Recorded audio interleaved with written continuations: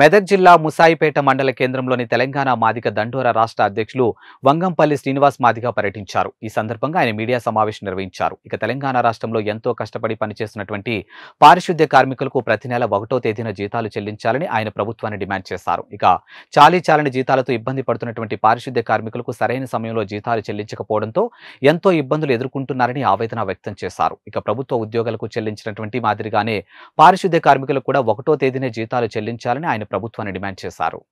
ఈ దేశానికి ఈ రాష్ట్రాన్ని సేవ చేస్తుందంటే పారిశుద్ధ కార్మికులు అనే విషయాన్ని కేంద్ర రాష్ట్ర ప్రభుత్వాలు మర్చిపోవద్దని ఈ సందర్భంగా మేము గుర్తు చేస్తున్నాం. ఇంత టెక్నాలజీ ఇంత అవేర్నెస్ వచ్చినా మలినాన్ని చేతులతో ఎత్తిపోస్తుందంటే ఈ దేశంలో ఈ రాష్ట్రంలో ఉండే పారిశుద్ధ కార్మికులు అనే విషయాన్ని మర్చిపోవద్దు. అట్లాంటి వాళ్లకు నేటికి కూడా చాలని జీతాలు టైంకు జీతాలు ఇవ్వట్లేదు రాష్ట్ర ప్రభుత్వం.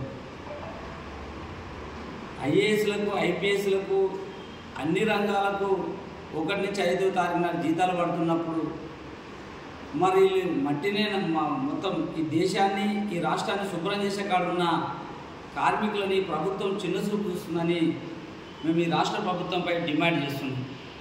అందుకోసమే పారిశుద్ధ కార్మికులకు భద్రత లేదు, పారిశుద్ధ కార్మికులకు పర్మిట్ చేయాలని మేము మాదిగ రిజర్వేషన్ పోరాట సమితి నుంచి మేము డిమాండ్ చేస్తున్నాం.